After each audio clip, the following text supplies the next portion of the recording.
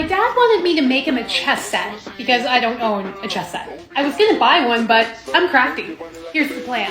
I found a 3D model of these chess pieces. I'm going to 3D print all of the pieces, and that should take about 13 hours. Now, I need a chess board. I have these birchwood pieces that I'm hoping will work.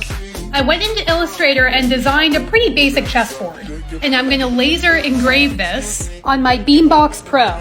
This is gonna take about 3 hours. I started 3D printing the pieces last night, so let's check them out. They're almost done. These look so good. These turned out beautiful, but let's go check out the chessboard. This turned out so good.